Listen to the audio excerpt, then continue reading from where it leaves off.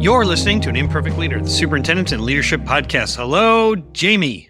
Well, hello Let me there, ask Peter. you a question. What's that? I said hello there. Well, hello.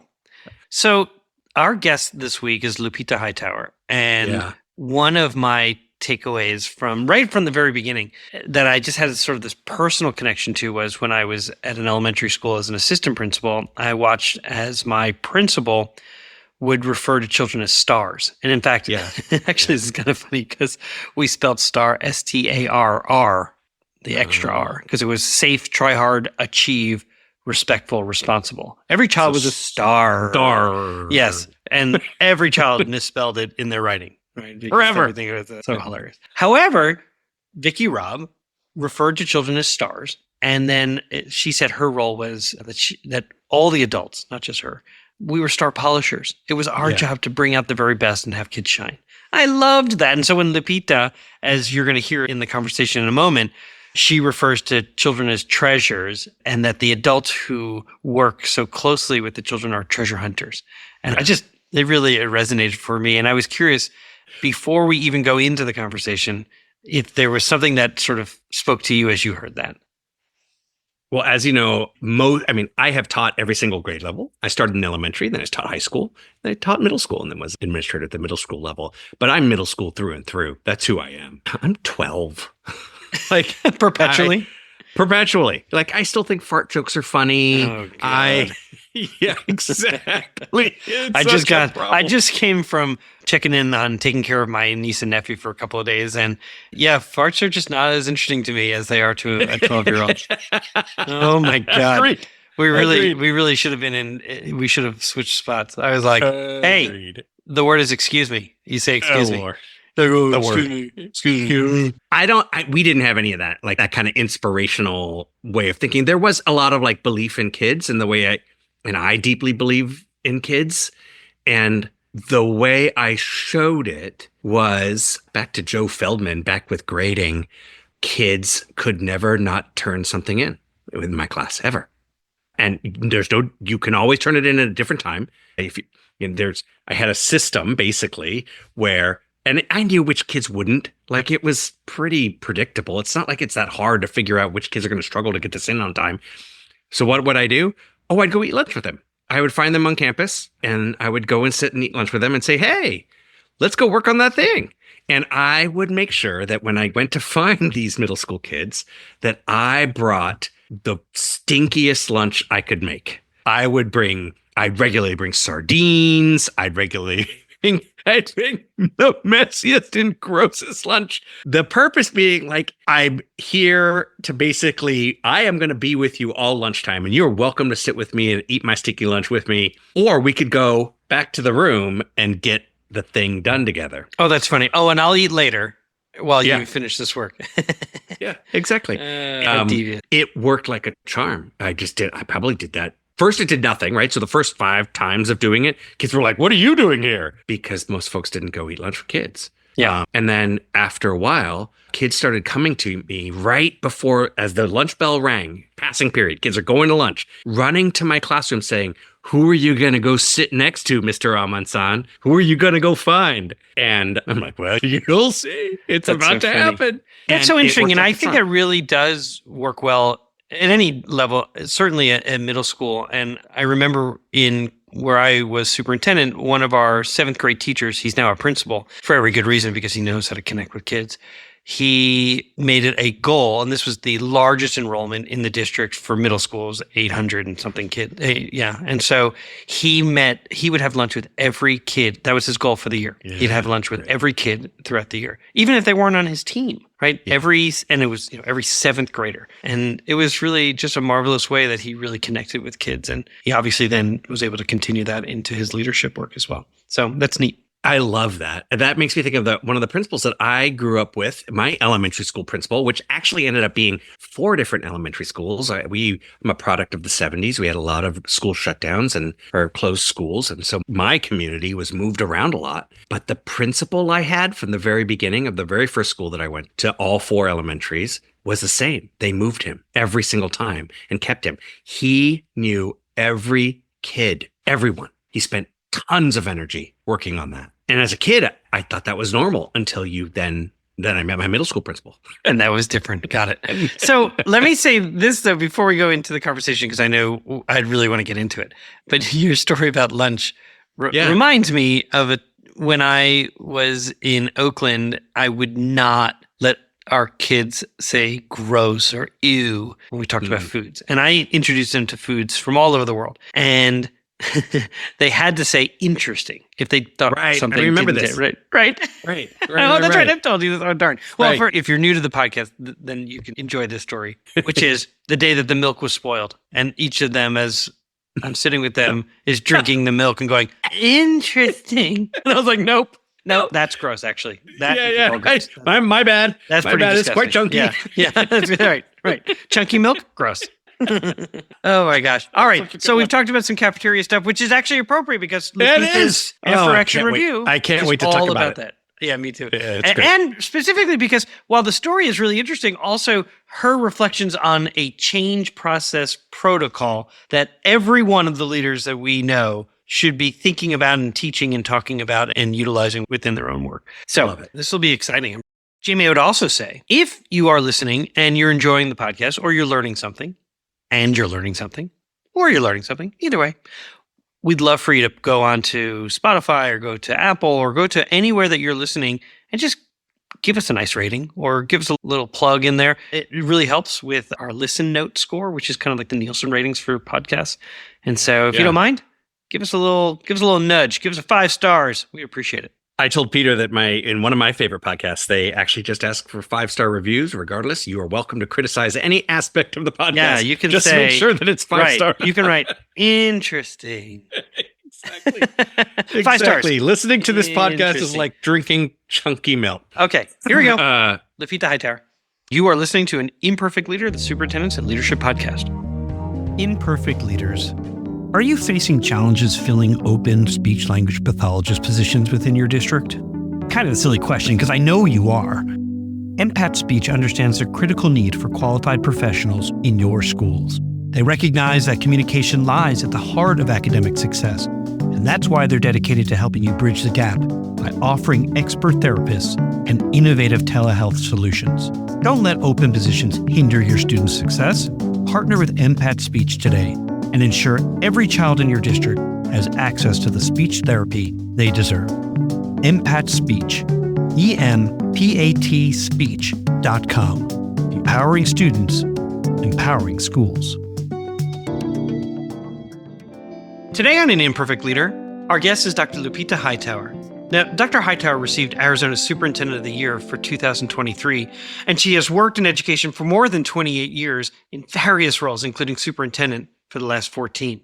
As an immigrant from Mexico starting school in the U.S. in the 7th grade, she credits her success to the many believers, including family and educators. Lupita, welcome to An Imperfect Leader. Thank you so much, Peter. So happy to be here with you. I'm so thrilled to spend some time with you. You know, over the years, leaders throughout AASA would say to me, you really should talk to Lupita. And I would feel pretty uncomfortable about like cold calling you and being like, hey, Sherry Cammie said that I should talk to you. So it just felt really odd. But you and I did get to meet last year in Arizona at the Arizona School Administrators Conference. And I felt just so privileged to the fact that you joined our breakout session. That was a real highlight around human-centered leadership. So I read in a description of your work, and it's really about your legacy. I read this, that Lupita's greatest accomplishment is bringing more learning opportunities for students, especially in cases where they would otherwise not have them. And this really speaks to a Si Se Puede rallying cry that I heard you describe in School CEO. So I wonder if we could start there. Would you tell us about these kinds of opportunities that you're just so proud of, and then why that's important to you? Absolutely. I would have never dreamt, Peter, that in my life I would be a school superintendent when my dream was to be a classroom teacher. So some of those opportunities are creating a cultural framework with a great team. So in my last 28 years and 17 at Tolleson Elementary School District and 14 as school superintendent, it was creating a cultural framework that everyone that worked in our school district believed in all kids without exception. So I think that cultural framework is the basis of everything and the work that the 400 employees did in that school district, led by a fabulous governing board. And for me as the superintendent. So believing, connecting, teaching kids to time travel. Now, within that cultural framework and that mission, the vision and the goals, partnering with folks who would support the mission, the vision, and the goals, and the families and the community to support the funding that it would take to bring those opportunities for students. So as an example, having the community approve bonds, maintenance and operations override, or capital overrides. So those referendums would bring a lot of opportunities for students. Full day kindergarten, Arizona doesn't fund full day K, they don't recognize it as a grade. That was one. Having counselors at each school site and later writing a grant so we could have 2 school counselors at each school site and a social worker. Having all the additional classes that really make the education of students whole and great. So art classes, computer science classes, band. We had an award-winning mariachi band, award-winning marching band program in elementary school since the district is K-8. Physical education. Wow, this is amazing. All these opportunities. I mean, and for those who are watching and those listening, like you're not even reading off a list. You're just sort of recalling all these opportunities that still remain in the forefront of your mind. So a couple of things come to mind. One, so when I got married in Oakland, California, I'm Jewish, my wife is Chinese, and we couldn't figure out what would be the best sort of music for our wedding. We just had in a community park. So a mariachi band became like, that seemed logical to us. So it was like the best wedding ever. So like the most alive music. One of the things I was thinking about though, as you were talking about a cultural framework, it made me think of Margaret Wheatley's work around a cultural field, right? You exist in this field that when it's disrupted, you feel it, but otherwise you're just sort of in it. And it really sounds like you've created this, yes, I'm entitled to these opportunities, whether that be band, whether that be the support of social workers, whether that be the support of counselors in school, whether that be a full day kindergarten. I also use the term time travel. And I recently heard a conversation about this idea for superintendents that what if you put a chair in any room where you're making decisions, and that should be called the generational or ancestral chair, thinking, what will future generations think of this decision we're making? Or what will our past generations be considering, what would they be thinking as we're making this decision? That we sit in this place and time that have everything to do with where we came from and everything to do with where we're going. And so all these things are sort of swirling in my mind as you were describing. And so I guess this cultural framework, I wonder, can you talk a little bit more about that? Would that be all right? Yes, absolutely. And it is so interesting that you mentioned the past and the future. Tolleson Elementary was one of 3 districts that desegregated before Brown versus Board of Topeka. So there's a legacy of courage there, Peter. So with that, we have this huge responsibility. So this cultural framework is based on the Kids at Hope belief system, believing that every single child and youth are capable of success, no exceptions. And no exceptions meant no exceptions. So it's having staff members that believe in kids without exception. And we call those adults treasure hunters. And we call the students treasures. So that was huge. Connecting, making sure that we know that the families are always that ace of hearts for the students, but we wanted students to also have caring adults in the school system. Those we called ace of clubs. But we wanted them to know that the expectations would be very high. So the ace of diamonds, and then the other ace would be opportunities to succeed. So with that, we only had 2, 1 long-term suspension and 1 expulsion in 14 years. Well, so every deck of cards has 2 jokers. So you have to have at least 2 jokers. So it was a lot of strategic work on behalf of students to do whatever it took to continue providing those opportunities and holding high expectations for them to succeed. If you're just joining us, my guest today is Dr. Lupita Ley Hightower, the 2023 Arizona Superintendent of the Year, and the recently awarded 2024 Voice for Equity Lifetime Achievement Award recipient. That is so exciting. Just happened. So that must have been pretty wonderful. Thank you so much. Humbling, for sure. Especially in the lifetime category. It's like, well, wait, what? I know. It's still, it's exciting at any age to be recognized for the work that we've done. In my introduction, I didn't mention that you've that you've recently retired from the superintendency of the Tolleson Elementary School District. I read your beautiful letter to the community, and it listed so many of your team's accomplishments. Now, if I read it correctly, the incoming superintendent was your assistant superintendent, who you supported and the board unanimously approved. And it makes me think of a conversation I had in year one of the superintendency with Tricia Kosanda. She's a superintendent just outside of Chicago. And I wonder, would you talk about that importance of succession planning for any school leader, particularly in your situation? Absolutely. It is critical. If you want to continue that cultural framework and the successes to be built upon, it takes time. And working with Ms. Giselle Herrera, an outstanding leader, she's the new superintendent for the last 17 years, Peter. And the governing board knew that time would come where I would be retiring. So they had asked me to have a succession plan, and they were very supportive of a Superintendent Leadership Academy training, not only for Giselle, the new superintendent, but for many other leaders. And then also an executive leadership training program that they invested in. And then a couple of years ago, she had been the executive director of curriculum and instruction. They supported a promotion as an assistant superintendent so we could work closely together for the last couple of years to be able to recommend her to the governing board, and the governing board unanimously selecting her. You know, I think about the fact that whether it's language acquisition, whether it's around adopting programs and curriculum, whether it's leadership, that how important, I mean, it takes 5 to 7 years in each of these pieces, right? And I think to myself, so often school districts are forced to, they just radically change who's in charge kind of thing. And that has such an impact on leaders, your principals, your teachers, and then ultimately your children. There was recently a study that came out about the impact of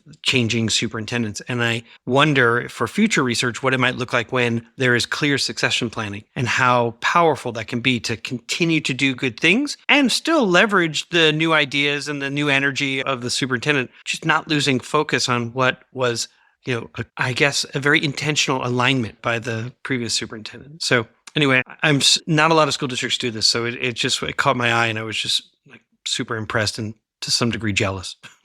Thank you, Peter. It has been such a wonderful transition, and ultimately the best for kids. And Giselle is already elevating some of the work that was started because we worked together for so many years. Right. The families, the students were excited. I would hear comments like, "Dr. Hightower, I can't believe you're retiring." And then in the same sentence, the students would say, "But Ms. Herrera is going to be here."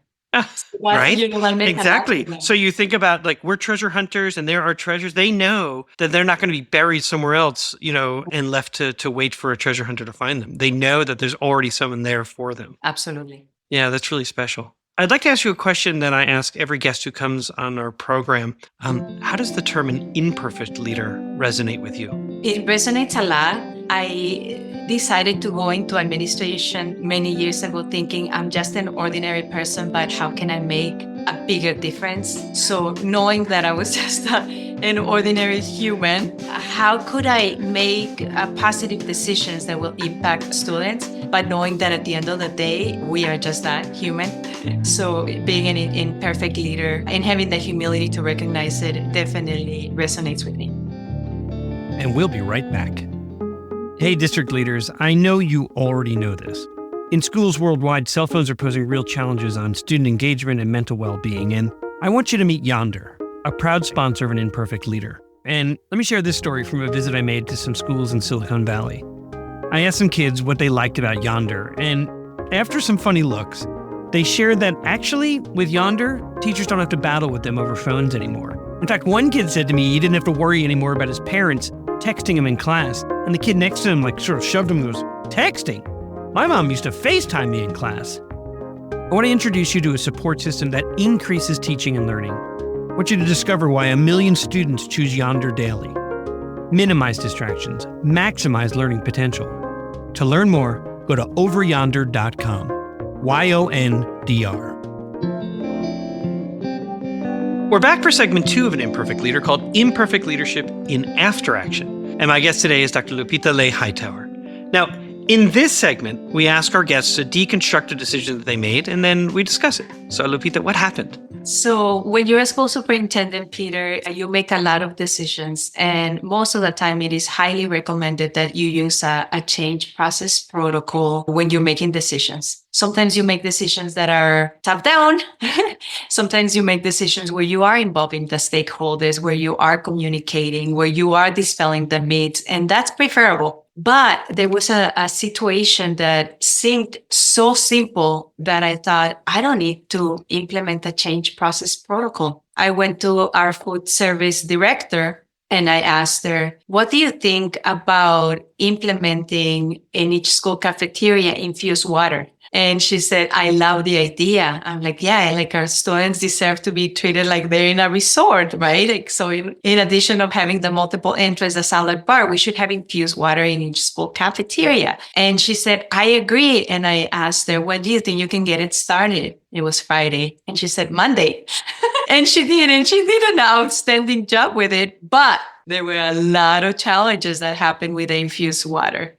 Okay, so that we'll stop there because my next question, as you know, is going to be, so what got overlooked? If I can just sort of reflect on, I can remember, if we're talking food service, similar with the nutrition guidelines that we thought, oh, we don't need fried chicken, the chicken tenders, we'll be fine with those sort of like naked tenders. Like they didn't have like kind of breading. And the revolt from children was, we were back with regular chicken tenders pretty soon after that and tried to find a different way to manage their needs. So my face went, because what seemed like a fairly just non-offensive sort of addition or change really can have an impact. And what a great lesson for all of us. Okay, so what got overlooked? So many things, right? So there was no communication. There was no involvement of the stakeholders, especially the closest to the solution, cafeteria workers. So they did it. So they ended up, cutting the fruit, getting the water, having the big, beautiful containers. But then the students, there was no process of how they would get up to get the water. So then there were these long lines. Then they were asking for sugar to put in the infused water. The cafeteria workers were sharing that it was taking too much time from their schedule. And it was just like the students were spilling. So now they need extra personnel to be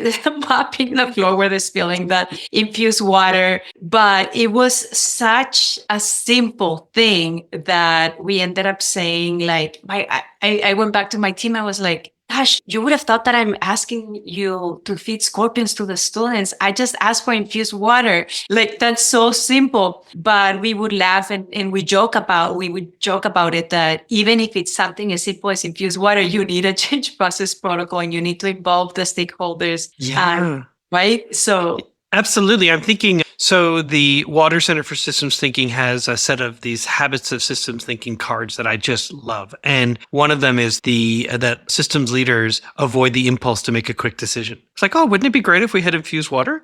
Our kids deserve that. When can that be done? Monday? Fantastic. Let's do it. As opposed to like pausing, thinking like, what are the unintended consequences of this decision? How might that impact the nutrition services workers who now have to cut and dice fresh fruit to put into the water? How about the spills, the long lines of kids, the sort of, and kids are kids, so they start pushing in line, or hey, they're budding or cutting, depending on where you live in the country, they call it different things. But like all of that, oh my. So what did you learn about relationships? It was such a huge learning to say that even if it's something as simple as infused water, we must involve the stakeholders. We must bring them together. We must talk about it. We must communicate the change. We must dispel any rumors and come up with solutions. They ended up working it out, Peter, but we could have avoided many of these challenges in this process. Yeah, thinking about when you make decisions to make them with the people most impacted. For you, you get to say, we have infused water so you're in the balcony and then you get to see sort of the dance floor, and it's like you didn't even teach the people the dance steps. They're all tripping all over each other. Like, oh, it would have been nice if we had taught the choreography. Yes, exactly. So it was early in my career, thankfully. So we used that as a joke as we were thinking of any initiative or change. And they still have infused water in the school cafeterias. Oh, they do? That's amazing. I was going to ask, I'll get to that at the end, but I could imagine at board meetings when you're presenting an idea and you say, look, this is not infused water. Right. Right. People say, remember that? Oh my God. Yes. Definitely. What frustrated you There must have been a moment of frustration, no? Well, it was like, come on, guys, this is easy. Like, it's just infused water. Like, you can do it. So it's feeding the kids scorpions. It's infused water. But I got it and I understood it and I smiled and said, yes, we must engage as many people as possible and in order for the change to be successful. So when you talk about the change process protocol, my question typically next is, what could you have done differently? So, what got overlooked can sometimes be at a system level. We have some ownership in decision making. And so I'm curious if you wouldn't mind maybe just digging a little bit into the change process protocols that you have come to use and in using this as a situation to talk about it. What could you have done differently? We have such an outstanding team and such an outstanding leader of food services. That leader of food services could have gone back to her team, brought up the idea, came up on what would be the best way to implement it. Then they could have brought the idea back, presented to our school leaders that are in the trenches, and then our school principals could have brought the communication to their staff. I could have sent communication to all staff, letting them know a timeline of when that would be implemented and what to expect. Yeah, I mean, you didn't have infused water, so it wasn't as if like there was a fire that needed to be put out that you needed it on Monday, but there was an excitement, right? And so I think about the description of your change process that you just said is so similar to what I learned at AASA through the National Superintendent Certification, this sort of look, listen, learn, and lead, right? Look is like, I'm thinking about infused water in our, for water because our kids deserve it just like a spa. Wouldn't that be great to elevate how we say to them, you really are our treasures? And so then people say, okay, so now we're going to listen to you talk about the reasons why and what you think will be the process. And then learn is, now we're going to ask you lots of questions, not evaluative, really just to try to understand, what will this decision look like a year from now? The cost of buying fruit, is that going to go up? What will this look like 3 years from now, 5 years from now? And then the lead is, okay, so who else needs to be in this conversation? How will we communicate this out to people? Have we included the people most impacted? And so look, listen, learn, lead is so aligned to the work that you just described in terms of that change process. Thank you. And thank you for articulating it that way as well. I was hearing you say it, each sort of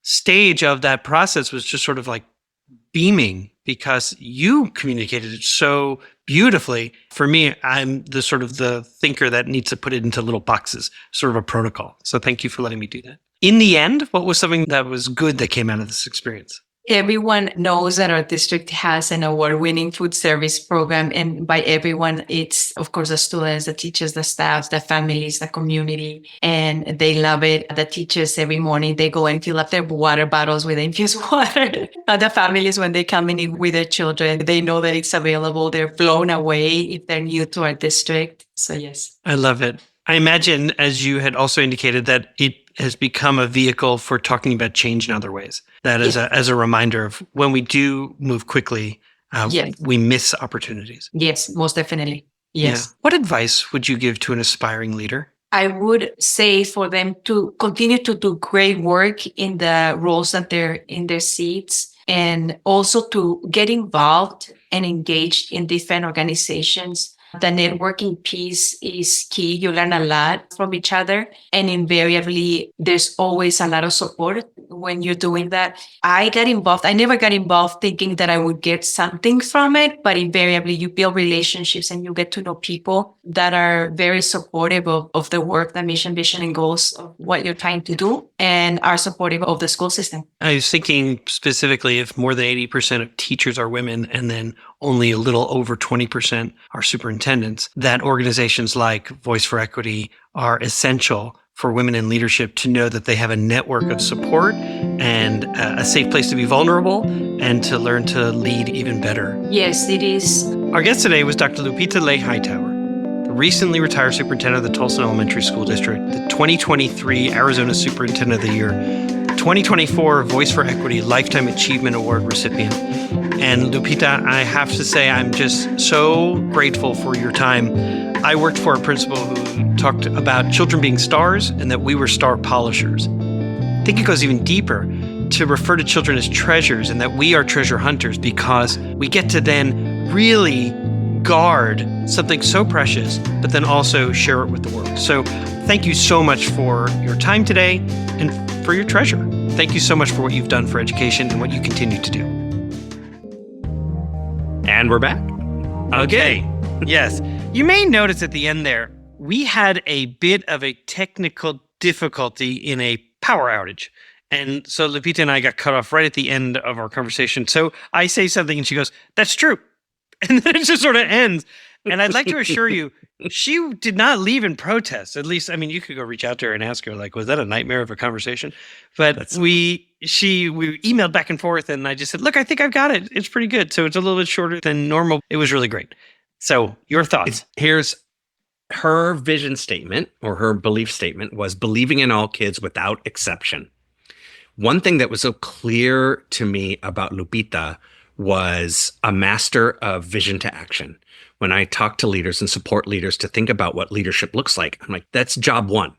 Job one is walk around constantly telling people what you're doing today is an example of our mission, of our vision. What you're doing today is an example of our vision, over and over and over and over and over, ad nauseum. And I said, you'll know you're a success, that your vision is enacted, it's happening when they start to make fun of your vision and you. Oh, that warms my heart, because for me it was We Are One. And of course I sang it to everyone, and then they go, or I'd say, well, we're CPS Best. And they go, oh, CPS Best, or We Are One. Yeah, exactly.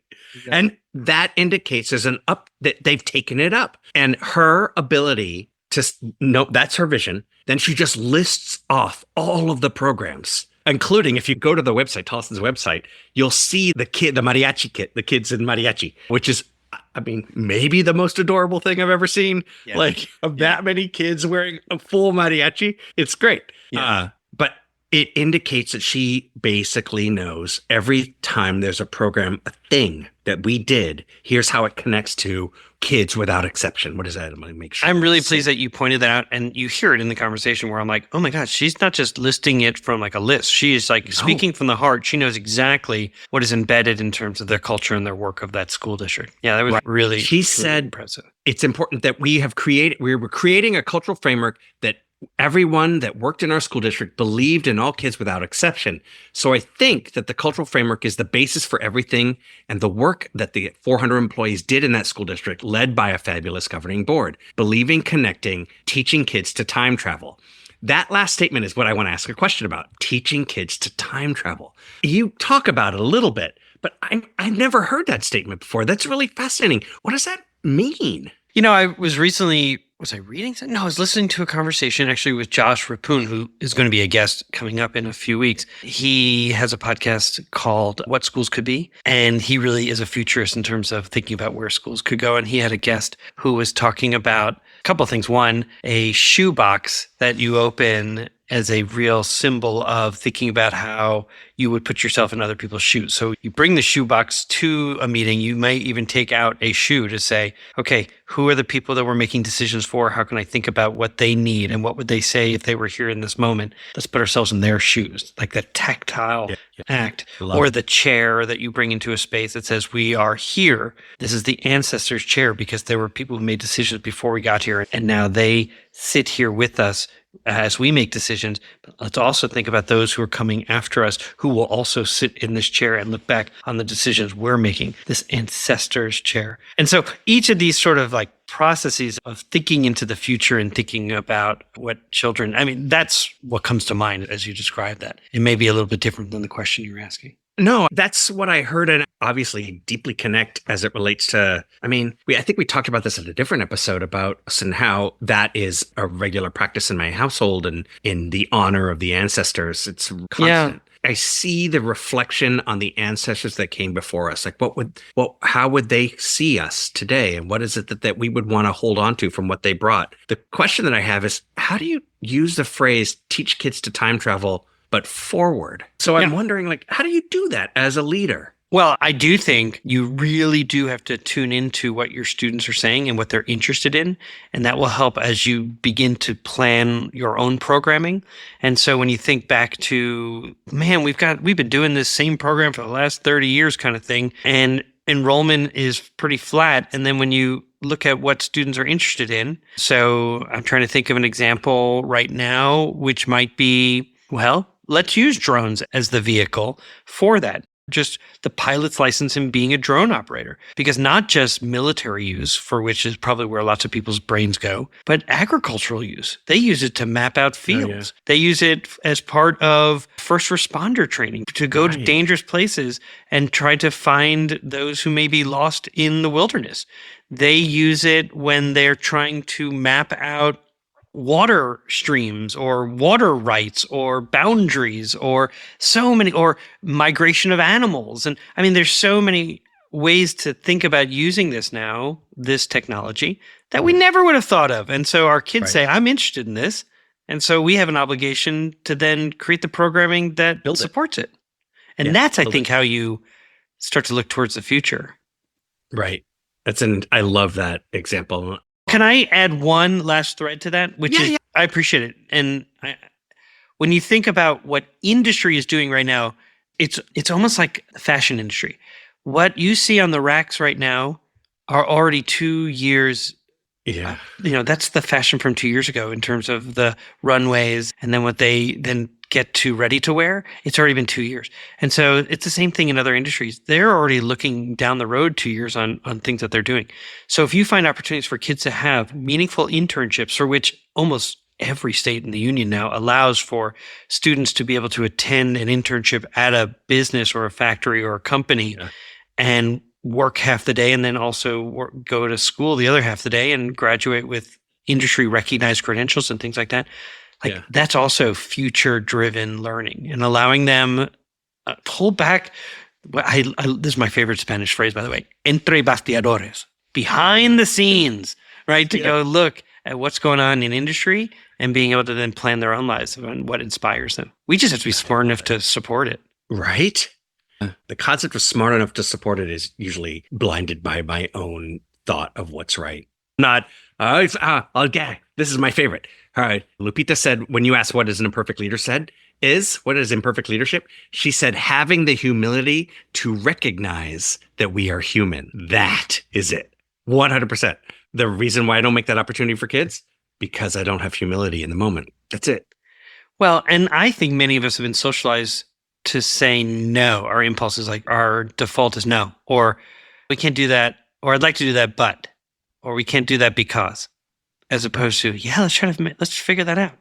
And I have done both, where I've said, no, I don't think we can do that. And then I've been proven wrong by those who say I'm just going to go do it and see, I'll just beg for forgiveness. This just looks amazing. Yeah. As opposed to those who also then say, let's go do it. And we go, all right, well, it might be the first step. Right. So, right. Yeah. What I also loved about her imperfect leader statement, let's go all the way back to the topic. Tell me if this resonates for you, or if you remember her response to the award that she got, the Lifetime Achievement Award. The Lifetime Achievement Award, her response, when she said, she basically goes, thank you so much. It's humbling, especially in the lifetime category, but wait, what? So funny. I thought of, you know what it made me think of? It made me think of do you know the Tanya Tucker song, Bring Me My Flowers Now? No. It's basically, oh my God, it's so good. She basically says, bring my flowers now while I'm living. Why would you wait until I'm dead? Bring them now. Hey, that's too funny. One other thought I wanted to cover before we talk about her after action review, and I know this is important to you because you and I were talking about it before we hit record, the whole idea of succession planning. I can tee it up for you. But actually, this was Nick Poliak in Illinois who really spoke about that. Some people talk about leadership as a sprint, others talk about it as a marathon. And he says, no, I see it as a relay race because we get to run for a certain period of time. And then we have to hand that baton off to somebody else. Right. And so I thought about that when I was thinking about Dr. Hightower's work, particularly around succession planning, and just her deep feeling for Giselle Herrera, who is now the superintendent in her district. And that was a smooth handoff. And so let me now pass it to you because I think you have some real thoughts about this. My thought is, that question when she laughed about getting a Lifetime Achievement Award. How do you get a Lifetime Achievement Award? Cultural change over time. That's how you get a Lifetime Achievement Award. You develop a cultural field. You work to assure that's set up and it's there for the next leader to build upon. It is absurdly slow. There's this whole concept that change can happen within 3 to 5 years is just No, it's silly. False. It's false. It is not authentic change. It can be the change. It can be disruptive. Yes, there's that. Exactly. The disruption change can happen. Yeah. But you still don't know after the disruption whether or not that is actually going to be incorporated positively into the cultural field that exists. Good point. Lupita's after action review really speaks to a change process protocol that I know she believes in. And if I could, so when I was superintendent, a good example of impulsive change was at a board meeting, I brought up a desire to create a dual immersion program, Spanish and English. Okay. Out of nowhere. Like the board was like, what? I said, oh yeah, we're going to be opening up this new elementary school. It's going to replace a school that is for 250 kids. So we were opening up a new elementary school built for 650. So I said, this is the perfect time for us to add a dual immersion Spanish English program. And the board was like, what? Does anybody know what he's talking about? Kind of thing. And it started to get legs. Parents kind of got excited about it. There had been a group that had been interested in creating a dual immersion program. But of course, in this world of social media, teachers who were in the audience or principals who were in the audience started texting their friends and then posting online like, I wish we had known that we were moving towards a dual immersion program at this new elementary school. And so, in fact, it got to such a point that we met in closed session to talk about a better protocol for me to bring ideas forward. Maybe a change protocol. Yeah. Much so, like Lupita talked about. We have the new superintendent for Columbia Public Schools, Jeff Klein, said, I've been listening to your podcast now, mostly because I get these gems of just wisdom that I can really avoid the same mistakes that have been made in the past in this district. So funny. So this one, awesome. Jeff, this is for you. Well, if you notice, my logo has a butterfly. And the butterfly is actually in reference to this model that we came up with as a board and superintendency team, which was to say, I will say that if I'm exploring an idea and I've just started to think about it, and I'm talking to people, but no real formal plan, I am in a caterpillar stage. And when I get to the point where I've now started to really think a little bit more deeply about this, and I'm beginning to pull budgets, and I'm thinking about staffing, and we are in the chrysalis stage.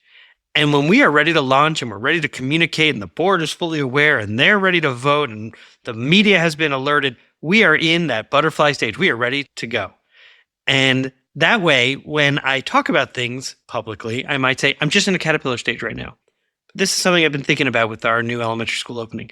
That will keep things really like, okay, he's just exploring ideas and he believes in transparency. And so he's just telling people what's on his mind. Maybe we don't need to hear about it right now, but he's in the caterpillar stage.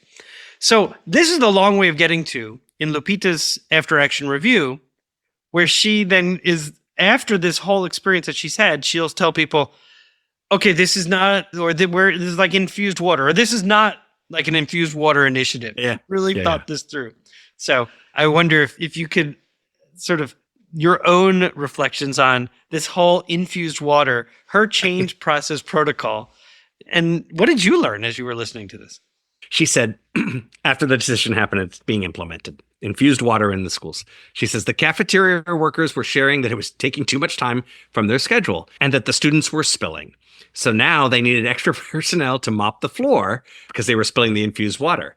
The kids were also asking for sugar to be added to it. And she said, it felt like I thought I would have been, she said, you would have thought that I'm asking you to feed scorpions to the students.